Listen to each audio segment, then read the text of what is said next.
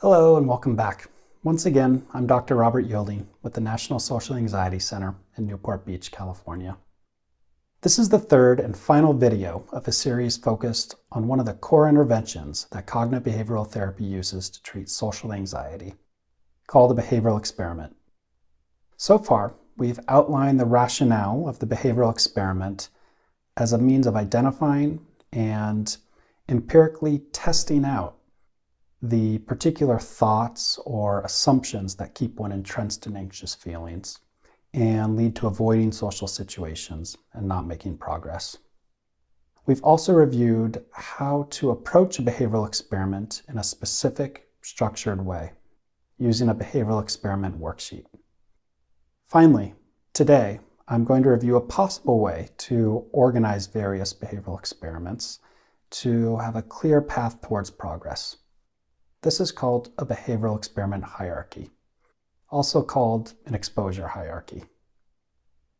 Ultimately, the most important part of behavioral experiments is to identify the core beliefs or assumptions that drive your fear or avoidance of social situations, and to get to work testing them out. However, if you find it difficult to find a starting place, or perhaps numerous fearful thoughts or situations you avoid immediately come to mind, then developing a hierarchy such as this one can be helpful. Okay, the first step of this approach is to brainstorm and simply list out the feared social situations that you're likely to avoid. For example, if I were just starting off working with a client who avoided most social situations and primarily stayed within their home during the day, some initial hierarchy items might be going for a walk in a public area, buying some items at a local grocery store, placing a phone call to order food,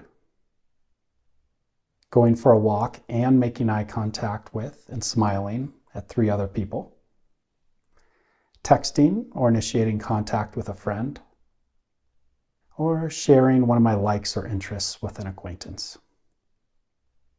Now, the fact that these experiment hierarchy goals are on my sample list here means that by definition, they bring up some anxiety or get avoided.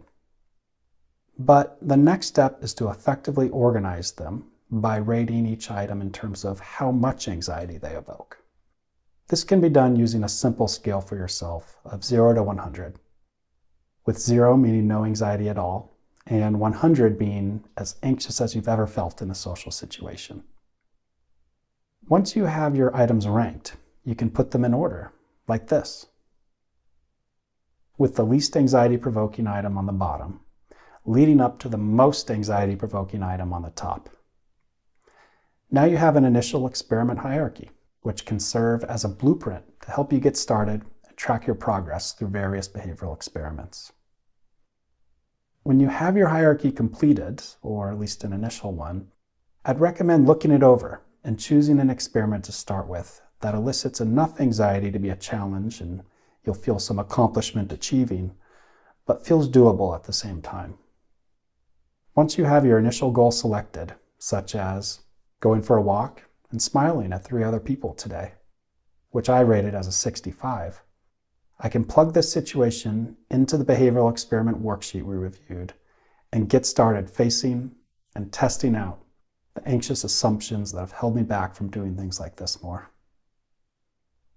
Once you repeat a particular experiment, such as this one, enough times that you're able to gather several outcomes and see that you're able to shift your thinking and find some more helpful assumptions around it, then you've made great progress. And it's time to move up your hierarchy to the next experiment you have listed, and so on.